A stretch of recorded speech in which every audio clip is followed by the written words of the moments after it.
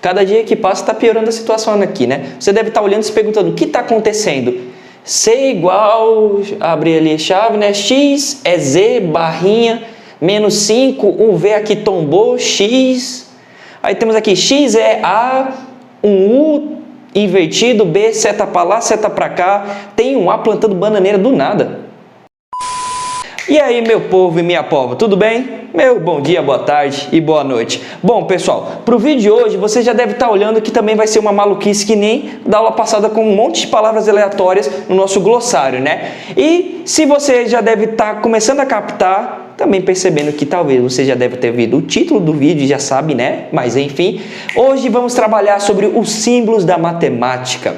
Vamos ver o que cada símbolo na matemática significa. Por quê? Quando a gente pensa em símbolo, já associamos a operações, né? O símbolo da soma, subtração, da divisão, da multiplicação e até outros símbolos, porém, a gente geralmente sempre associa a operações. Porém, na matemática, tem símbolos que não necessariamente estão para fazer uma operação. Eles estão utilizados principalmente para definir, em questão de hipótese, teoremas ou para outros estudos, né? Então, aqui olha só, essas situações aqui não são apenas letras aleatórias jogadas, não, são símbolos e eles têm seu significado, têm suas palavras por trás, né?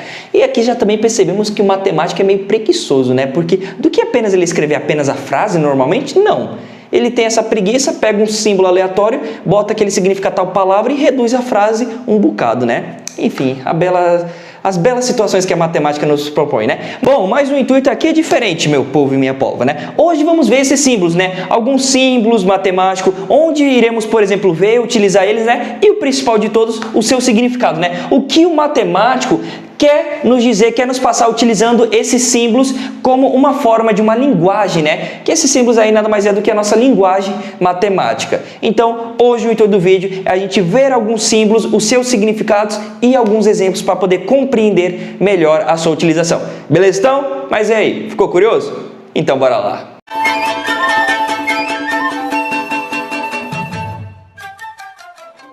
Bom, pessoal, bora lá agora estudar alguns sinais da matemática, né? Que a gente pegando essa temática, que nem sempre o sinal da matemática vai significar uma operação, né? Vamos entrar também em partes que definições e propriamente palavras, né? Pra gente também compreender aquela frase que a gente colocou bem no início do nosso vídeo, beleza?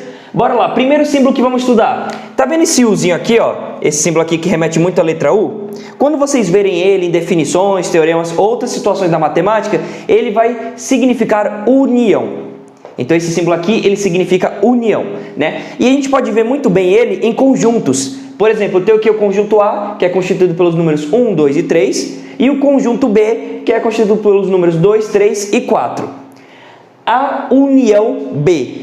A união dos dois conjuntos vai ser o 1, 2, 3 e o 4. Então, quando eu trato de união, como o próprio nome diz, união, vem de unir, juntar, né? Então, eu irei juntar todo mundo em um único conjunto, né? Tanto os diferentes, ó, o 1 e o 4 é individual em cada conjunto, quanto quem está em comum, o 2 e o 3, não importa. No final, eu vou unir todo mundo em um único conjunto. A união desses dois aqui, né? Se a gente fosse associar algo até no nosso dia a dia, imagina aquele lanche compartilhado que a gente faz, né? Todo mundo junta uma quantidade para a gente poder efetuar uma compra de algum lanche, né? Um amigo contribui com R$4, o outro 5, o outro 5,50, aqui eu só tenho R$3, aí vai juntando e no final dá para juntar uma grana e comprar um lanche para todo mundo, né? A gente está fazendo o quê? A união dos valores, que cada um não importa se são iguais ou não, né? Mas estamos unindo os valores para no final a gente poder efetuar a nossa compra. Assim, passando assim por conjunto de união, né? A gente vai unindo os dois conjuntos formando um único só, né? A união B, beleza? Bom, aí tem um outro símbolo que ele é bem similar. A diferença é que o nosso U agora ele está de ponta cabeça, né? A sua abertura, a sua boca agora está para baixo, né? Quando vocês verem esse símbolo na matemática, ele vai significar intersecção. Agora vamos ver qual é a diferença então da união para intersecção. Ó, eu tenho dois conjuntos, o A e o B. O conjunto A é constituído pelos números 1, 2 e 3, e o B é pelo 2, pelo 3 e pelo 4. Agora vocês repararam aqui que eu marquei alguns números que são em comum? No conjunto A e o conjunto B, eles têm em comum o número 2 e o número 3. E aí está a nossa charada, a nossa situação para a gente poder resolver, né? A intersecção B é o conjunto 2 e 3. Intersecção, eu estou me referindo àqueles que são em comum. Se eu fosse representar até de uma outra forma, ó, aqui eu tenho um conjunto A, que é constituído pelos números 1, pelo 2 e pelo 3. E aqui eu vou ter o conjunto B, que é constituído pelos números 2, 3 e 4. Se você reparar, em que situação os dois conjuntos eles se encontram na mesma situação? No 2 e no 3. O 1 e o 4 é individual de cada conjunto, né? Mas o 2 e o 3 é em comum.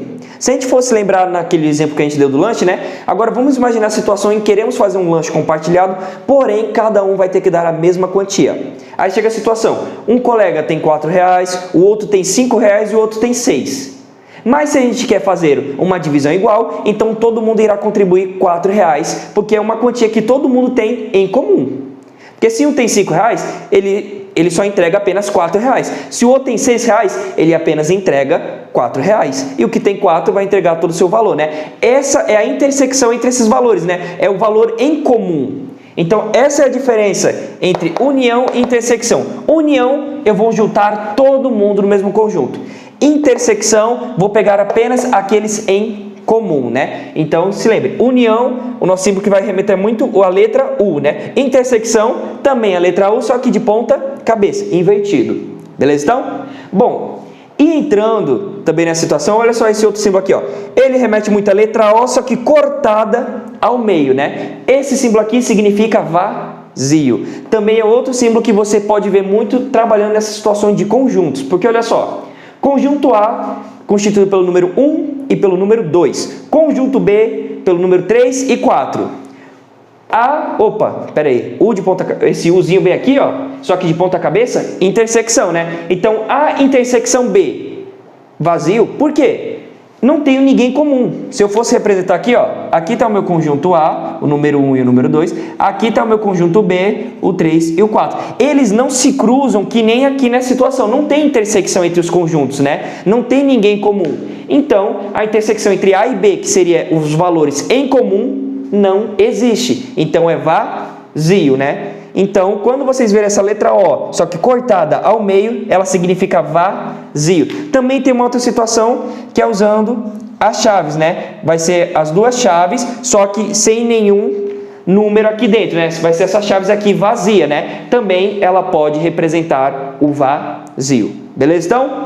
Bom, e para a nossa última letra aqui, já percebeu que a matemática gosta de pegar letras e cortar elas, né? Aqui temos a nossa letra E, só que ela está invertida e cortada. Ele significa inexistente. Como assim inexistente? Por exemplo, qual é o valor da raiz de menos 4? Para o valor das raízes de menos 4, existe, só que é nos conjuntos dos números complexos, né? Só que para o conjunto dos números reais é inexistente, porque não existe o valor da raiz de menos 4, né? Raízes negativas não pertence, não existe, né? Nos números reais. Então, é até bem comum quando você está no ensino fundamental, que você está fazendo um processo de equação do segundo grau. Quando a gente está aprendendo lá para o 9º ano, geralmente a gente vê muito isso. A gente está calculando a raiz, vai encontrar o valor de delta, né? Só que o nosso delta dá negativo. Quando o nosso delta dá negativo, aí geralmente o professor sempre fala, instrui que você não vai mais continuar porque não existe valor de raiz negativa. Existe. A única diferença é que quando a gente está trabalhando nesse assunto é que ela não existe, é inexistente para os números reais, que é o que geralmente a gente trabalha quando entra no assunto de equações de segundo grau, né? Quando você vai lá para o ensino médio, até no ensino superior, que aí você já sabe que raízes negativas existem, só que nos números complexos, né? E quando a gente está no ensino fundamental, a gente vê muito esse símbolo aqui de inexistente quando entra em raízes negativas, né? Só que aí fica sempre essa ressalva, é para o conjunto dos reais, que ela é inexistente. Ela existe, só que para outro conjunto, beleza? Bom, então aqui está alguns símbolos, vou agora jazinho, só segura aí mais um pouquinho que agora vamos entrar em outros símbolos matemáticos, beleza? Ó, bom pessoal, retomando aqui, agora bora ver mais alguns símbolos da matemática e entender o seu significado, né? Primeiro símbolo aqui, tá vendo esse A plantando bananeira aqui, todo vida louca, né? Quando vocês verem esse nosso A, só que invertido, ele significa para todo.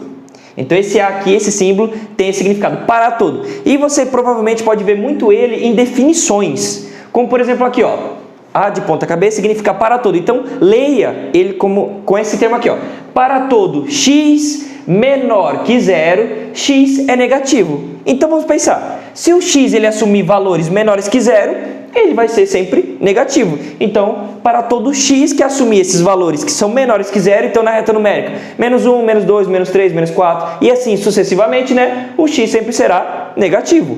Então esse para todo você geralmente vai ver ele em definições, em teoremas, quando existe uma certa regra que você pode seguir, ou uma certa definição, algum tipo, né? Aí podemos ver para todo, né? Que ele também está dando essa ideia de uma conclusão e uma situação que pode acontecer. Bom, aí aqui temos aqui os símbolos dos nossos conjuntos numéricos, né? Lembrando, quando você tiver esse N aqui, lembra que cada símbolo sempre tem esses dois tracinhos que destacam, né? Quando tiver esse N aqui, representa conjunto dos naturais. É o número 0, 1, 2, 3, 4 e assim sucessivamente e infinitamente, né? Quando tivermos a letra Z, é o conjunto dos inteiros. Que lembrando que o conjunto dos inteiros é os valores positivos, os valores negativos e o nosso número neutro, nulo, né? O 0. Então, quando tivermos o Zzinho, inteiros, né? Positivo, negativo e o 0, beleza? Também temos o conjunto dos números racionais, que esse também a gente já viu muito bem ele. Por quê? São os números decimais e os números fracionários. Além, claro, também dos números positivos, dos negativos e do 0. Então, se você perceber, cada conjunto vai sempre se complementando, né? Positivos, aqui, positivos, negativos e decimais e fracionários, né? Que a gente viu que os dois podem ser representados dessas duas maneiras, né? E aqui temos e quando tiver essa letra I, é o conjunto dos irracionais. Só que já tem uma diferença. O conjunto dos irracionais, ele não tem ninguém comum nessa situação aqui. Ele não tem esses números aqui, esse e nem esses aqui, não. Ele é um conjunto separado. E quem geralmente você vai encontrar nos números irracionais? Geralmente são as raízes não exatas. E também tem aqueles números que são bem famosos, como o número de π, que está aparecendo aí na tela para você. Eu não escrevi porque o π é um número infinito, né? Mas ele é bem conhecido como aquele famoso 3,14, né? Então já os números irracionais, geralmente são as raízes não exatas, tipo raiz de 2, raiz de 3, raiz de 5, não são raízes exatas, né? Como a raiz de 4, que é 2. Então, são números irracionais. E tem aqueles números que são famosos, que a gente utiliza ele até exclusivamente, como o π, que você pode ver ele principalmente em circunferência. A área de uma circunferência, πr ao quadrado. Comprimento de uma circunferência, 2πr. Ou volume de um cilindro, que é 2πr. Meu Deus do céu, falhou aqui.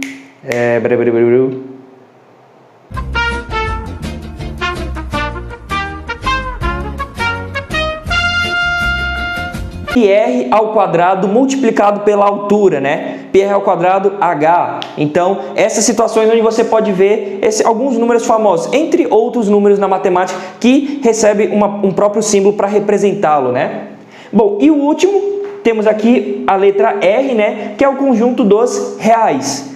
Que o conjunto dos reais nada mais é do que todos esses conjuntos unidos em um único só conjunto, o dos reais, né? Então, os naturais, inteiros, racionais e os irracionais são todos números reais. Beleza, então? Então, só para retomar e lembrar um pouquinho da letra que representa cada conjunto, tá? Mas peço para você aguardar só um pouquinho, porque vamos entrar agora nos nossos últimos símbolos que trouxe aqui para essa aula, beleza? Então, espera aí só um pouquinho. Bom, pessoal, retomando aqui, agora bora entrar nos últimos símbolos que separei para essa aula, né? O primeiro de todos, tá vendo esse aqui que tem essas duas voltinhas, né? Eu apresentei aqueles conjuntos lá, né? Naturais, inteiros, racionais, irracionais e o conjunto dos reais. Mas também existe um outro conjunto numérico que está fora do conjunto dos reais, que é o conjunto dos números complexos, né? Que a gente representa pela letra C. Que, como foi dito, né?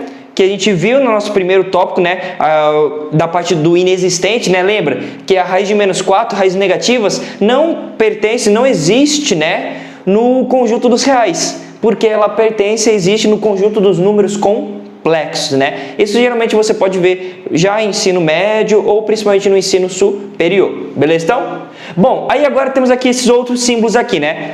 Que também trabalhando com o mesmo conceito com letras, né? Quando vocês verem esse símbolo, essa letra E aqui, né? Que é um símbolo, durante uma definição, um teorema da matemática, ele significa pertence.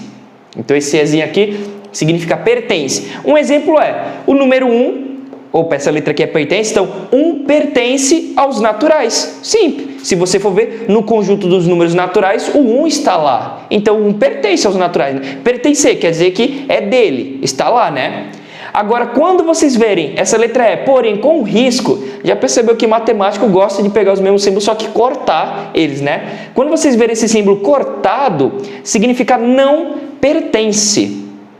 Então, o Ezinho, normalzinho, pertence. Quando vocês verem esse E cortado, é o não pertence. Só ver aqui o exemplo, ó. -1, opa.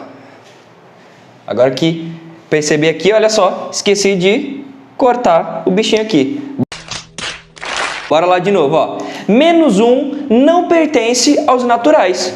E se você for ver, né, o conjunto dos números naturais é constituído pelos números positivos, né, e o 0. Então, -1 não pertence aos naturais. Ele já vai pertencer aos inteiros, né? Então, -1 não pertence aos naturais, beleza? Então, essa é a diferença desses dois símbolos aqui. Quando um estiver tranquilo, o Ezinho sem nenhum corte, né, pertence. Quando ele estiver cortado, é o não pertence, beleza? Bom, aí aqui também temos duas outras letras que seguem o mesmo conceito. Essa letra C aqui, só que um é de contido, ó aqui, letra C aqui é de contido, e o outro, quando tiver o corte, é o não contido. Mas também tem uma diferença entre o pertence e o contido. O pertence quer dizer que ele pertence a ele, né? É dele. O contido quer dizer que ele está lá dentro, está inserido lá dentro, né? Qual o exemplo? Ó, contido. Os naturais estão contidos nos reais. Sim, se a gente for analisar, né, o conjunto dos números reais, que é esse aqui, ó, todos esses aqui é o conjunto dos números reais. Quem está aqui dentro? Aqui temos os irracionais, temos os racionais, temos os inteiros e temos os números naturais. Então, sim, os naturais estão contidos nos racionais, estão dentro desse conjunto, né? Porém, agora, o não contido já vai ter uma outra interpretação. Também, esses símbolos eles vão de acordo com a leitura que está inserida. Olha só, eu só inverti as duas letras, mas já mudou o sentido. Ó. Os reais não estão contidos nos naturais. Mas espera aí, como assim? Os naturais estão contidos nos reais, eles estão aqui dentro. Só que os naturais não. Por quê? O conjunto dos números naturais, eles são constituídos apenas por números positivos, né? Só que o conjunto dos números reais é constituído pelos números positivos, negativos, os números fracionários, decimais e os números irracionais. Então, todos esses números aqui estão aqui dentro do conjunto dos naturais? Não. Por isso que os reais não estão contidos nos naturais. Os números reais não estão aqui dentro. Os naturais estão aqui dentro dos reais. Só que os reais não estão nos naturais. Porque os números reais têm outros grupos que os naturais não possuem. Como os negativos, por exemplo. Nisso aí já basta para comprovar isso daqui. Então esses símbolos também vai de acordo muito com a leitura. Que aí você percebe qual símbolo também cai em alguma situação assim, você saber qual símbolo tem que usar. A leitura você vai perceber, sempre leitura da esquerda para a direita, né? Então, naturais, eles pertencem aos reais, eles estão contidos nos reais? Sim, eles pertencem e eles estão contidos nos reais, né? Só que os reais não estão contidos aos naturais. Porque os reais eles já abrangem muito mais números, né? Então, também, por base de interpretação, também dá para compreender cada símbolo e seu devido lugar. Beleza? Então, pessoal, bom, e por aqui a gente finaliza esse primeiro vídeo, né, trazendo alguns símbolos da matemática. Beleza? Então, bom, pessoal, e por aqui finalizamos nossa aula, né, com essas temáticas mais light durante os finais de semana, né, hoje tratando de alguns símbolos da matemática, né, e nessas frases que a gente viu ao longo do vídeo, né, no início, já podemos agora começar a deduzir, né, porque já tem alguns símbolos que já sabemos, né, o significado deles, então, já fica até mais fácil de compreender o que eles querem passar, né, o que a matemática quer nos transmitir através dos seus símbolos e da sua linguagem como própria, né? Então, ao longo dessas próximas temáticas, porque tem muito símbolo aqui que ainda não foi visto, né? Então, nas próximas videoaulas que veremos, porque também senão ia ficar muito extenso, né? Um vídeo aí também ia ficar bem cansativo. Então, por isso que eu dividi e futuramente veremos outros vídeos para a gente poder finalizar e abordar novos símbolos para poder compreender o que a matemática quer nos falar através da sua própria linguagem. Beleza? Então, pessoal, agradeço muito pela atenção. Espero vocês já no nosso próximo vídeo. Já vamos entrar numa nova semana. Então, novos vídeos de cálculo, depois novos vídeos de curiosidade, né? E para você também não perder nenhuma novidade, já sabe qual é o esquema, né? Se inscreva no canal, ative o sininho, não não perca nenhuma novidade que está chegando cada vez mais conteúdo que a gente está trabalhando e produzindo para vir da melhor qualidade possível, para vocês também compreender e aprender a matemática com a gente, beleza? Então, também peço, deixe seu feedback. O que achou dos símbolos que a gente viu ao longo da aula? Tem algum símbolo que não foi abordado nessa aula que você queira saber o significado, queira ver na próxima aula? Deixe nos comentários também para a gente saber quais vocês querem ver, beleza? Então, pessoal, muito obrigado pela atenção. Aguardo vocês no próximo vídeo e até a próxima.